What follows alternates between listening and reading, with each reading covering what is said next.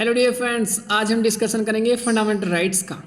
तो यहाँ fundamental rights मेरा डिस्कशन करने का जो मीनिंग है वो आपको सिखाना नहीं, बल्कि ये है कि कैसे हम फंडामेंटल राइट्स को जल्दी से रिवाइज कर सकते हैं।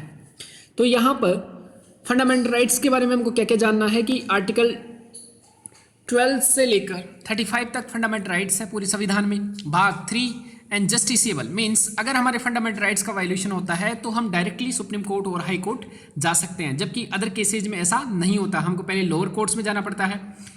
यूएसए से हमने ये सभी लिए हैं, तो ये सभी याद रखना। अब नेक्स्ट है आर्टिकल जो 12 है, उसमें राज्य की परिभाषा दी है कि राज्य किसको बोलेंगे। अगर कोई प्राइवेट संस्था भी अगर राज्य के तौर पे काम कर रही है तो वो भी राज्य की परिभाषा में आएगी। सेंट्रल गवर्नमेंट, स्टेट गवर्नमेंट, ये सभी राज्य में आएगी। 13 में न्यायिक समीक्षा मीन्स सुप्रीम कोर्ट और हाई कोर्ट को न्यायिक समीक्षा का मिला हुआ है दर्जा। यहाँ पर आर्टिकल 32 एंड 2 to 6 न्यायिक समीक्षा मीन्स अगर आपके फंडामेंटल राइट्स का वायलेशन होता है तो आप सुप्रीम कोर्ट में, हाई कोर्ट में जा सकते हो, और न्यायिक समीक्षा के द्वारा सुप्रीम कोर्ट, हाई कोर्ट ये देखेगी कि कई फंडामेंटल राइट्स का वायलेशन तो नहीं हुआ, अगर हुआ है तो ऐसे किसी भी प्रोविजन को क्या कर देगी, नल एंड वॉइड करेगी सुप्रीम कोर्ट, असंवैधानिक।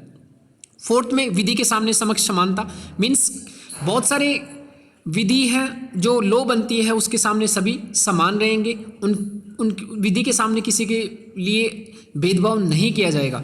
लेकिन राज्यपाल, राष्ट्रपति एंड कुछ MP MLAs इनके लिए कुछ यहाँ पर प्रोविजंस रखे हैं कि उनको कुछ यहाँ पर छूटें मिली हुई है। 15th भेदभाव नहीं होगा बहुत सारे आधार पर, जैसे लिंग, जाति और जन्म स्थान, इन सभी के आधार पर क्या नहीं होगा, भेदभाव नहीं होगा। लोक नियोजन मीन्स जब आप कोई भी सर्विस या कोई भी पब्लिक एम्प्लॉयमेंट जब रहेगा तो जब आप फॉर्म वगैरह भरोगे तो उन आधारों पर भेदभाव नहीं होगा आपके कि आप किस कास्ट के हो, आप किस जाति के हो, आपका जन्म स्थान कहाँ हुआ है, तो ये सभी आप याद रखना, ये समानता के अंतर्गत आते हैं सारे। 7th में अनटचेबिलिटी, अस्पृश्यता, किसी के साथ अस्पृश्यता नहीं की जाएगी और ये तो दंडात्मक कार्यवाही भी की जाएगी अगर आप किसी के साथ अस्पृश्यता करते हो।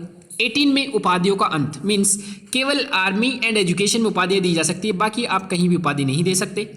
जैसे कर्नल राज प्रताप सिंह या भानु प्रताप सिंह आप लगा सकते हो, लेकिन आप पद्म भूषण लाइक ये आप यूज नहीं कर सकते। भाषण 19 जो है 19 से लेकर 22 यहाँ पर है स्वतंत्रता, राइट टू फ्रीडम। इसमें 19 में स्पीच, एक्सप्रेशन, असेंबल, एसोसिएशन, उसके बाद मूवमेंट, प्रोपेगेशन, ये सभी कोई सा भी प्रोफेशनल हम अपना सकते हैं, ये सभी हमको मिले हुए हैं। 20 में दोष सिद्धि मीन्स आप कोई अपराध कर देते हो तो पहले आपको दोष सिद्धि के दौरान क्या क्या छूट मिली हुई है कि जब भी आप अपनी कुछ भी बात बोलोगे तो उसको आपके अगेंस्ट यूज नहीं किया जाएगा। आपने कोई भी बात बोली है, सेल्फ इंक्रिमिनेशन उसको बोलते हैं। उसके बाद एक्स फैक्टो लॉ मीन्स आज जो लॉ है, आपने आज अपराध किया है, आज जो लॉ है उसी के अनुसार आपको क्या मिलेगा, अपराध की सजा मिलेगी, ना कि बाद में कोई लॉ नया बना दिया आपको उसके अनुसार सजा नहीं मिलेगी। तो डबल जियोपार्डी मीन्स इसमें एक डबल जियोपार्डी आता है कि आपको एक ही सजा के लिए दोबारा कोर्ट में प्रोसिक्यूट नहीं किया जाएगा, एक बार आपको सजा मिल गई तो मिल गई। 21 में right to life and personal liberty, जीवन जीने का अधिकार है, जिसमें कई चीज़ें सुप्रीम कोर्ट ने बाद में इसमें ऐड की है कि स्वच्छ पानी, स्वच्छ वायु, आपको सभी आवास, ये सभी भी जीवन जीने के लिए इंपॉर्टेंट है। 22 गिरफ्तारी के विरुद्ध आपको अधिकार, अगर आपको गलत तरीके से गिरफ्तार कर लिया जाता है और आपको लगता है कि गिरफ्तारी गलत है तो आप, और साथ में गिरफ्तार करने के बाद आपको 24 आवर्स के अंतर मजिस्ट्रेट के सामने आपको ले जाना पड़ेगा जिसने भी गिरफ्तार किया है। लेकिन इसमें जो ट्रैवलिंग का टाइम है वो ऐड नहीं किया है, तो थोड़ा सा इसको देख लेना। 22 में दुर्व्यापार मीन्स ह्यूमन ट्रैफिकिज्म नहीं किया जाएगा, बच्चों का या महिलाओं का सेक्स प्रोफेशन के लिए ये सभी अलाउ नहीं है। उसके बाद देवदासी प्रथा, ये सभी आजकल बंद हो गई है। शोषण मीन्स 23 एंड 24 शोषण के विरुद्ध अधिकार है।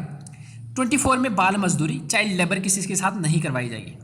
25 से लेकर 28 तक हमारे पास right to freedom for religion है, उसमें 25 किसी भी धर्म को हम मान सकते हैं।